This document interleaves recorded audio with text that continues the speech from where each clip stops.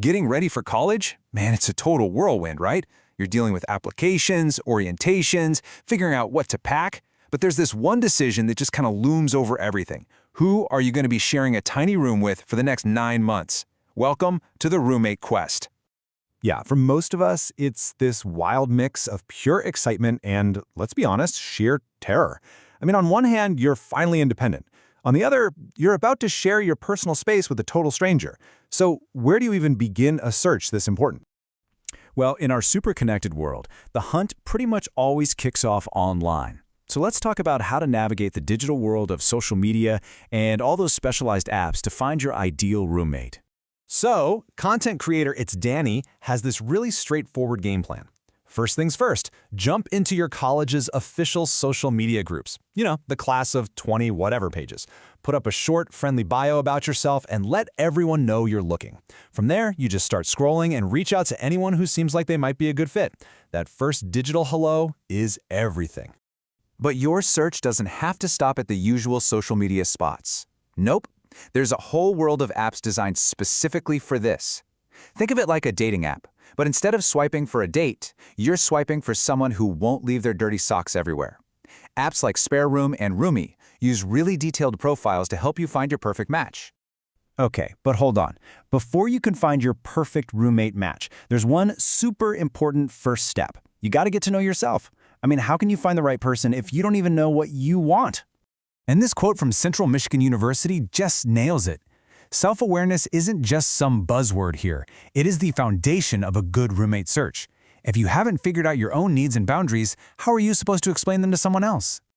And this is where you have to be brutally honest with yourself. What are your absolute must-haves? Is a super clean, quiet room a total non-negotiable for you, or are you pretty chill about a little bit of mess? Figuring out your deal breakers now is going to save you so many headaches later on. All right, so once you're armed with all that self-knowledge, you can move on to the vetting stage. Think of it like a casual interview. But remember, the goal isn't to find a new best friend. It's to find someone you can share a small space with peacefully. Take a look at this chart.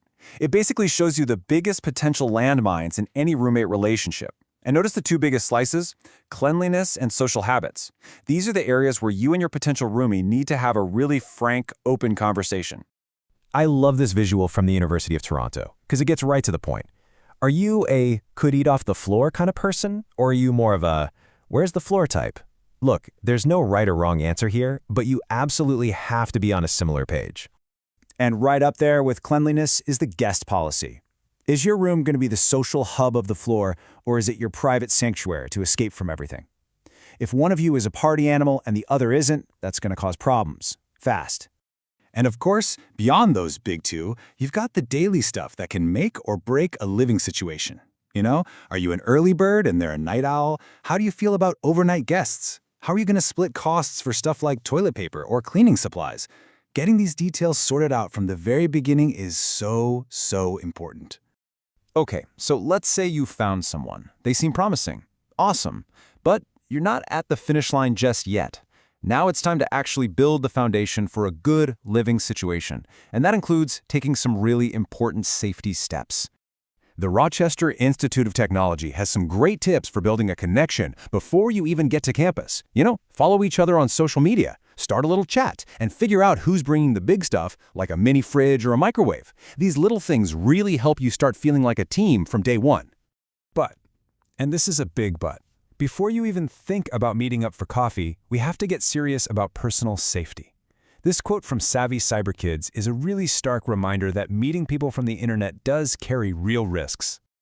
So if you do decide to meet in person, you have to follow these safety rules, no exceptions. Meet in a public place like a busy coffee shop. Always tell a friend or family member exactly where you're going and who you're meeting. And most importantly, trust your gut. If something feels off, it probably is. Just leave. So once you've made your decision, there's this really powerful tool you can use to make sure you're both on the same page: a roommate agreement. I know, it might sound a little formal, like a business contract, but it's an amazing way to deal with potential problems before they even start.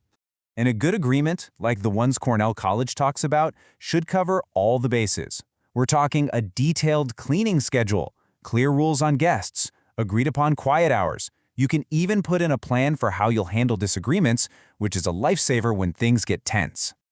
All right, now get ready for a plot twist. After all this talk about searching and vetting and contracts, what if I told you that one of the best strategies might be to do nothing at all?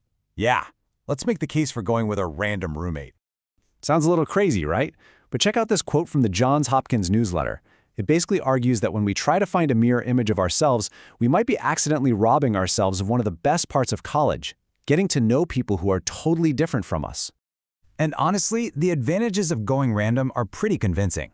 You're way more likely to get paired with someone from a completely different background, which can totally broaden your horizons. Plus, it takes all the pressure off to become instant best friends. You can just focus on what actually matters, being respectful roommates. And it's also really important to know that random isn't actually a total roll of the dice. Most schools have you fill out detailed housing surveys. They use that info to match you based on the big things, like your sleep schedule and how clean you are. So ultimately, this whole roommate quest really comes down to one big question. Are you looking for a new best friend? Or are you looking for a peaceful, respectful living situation? Your answer to that is going to shape your whole approach. So, what's it going to be?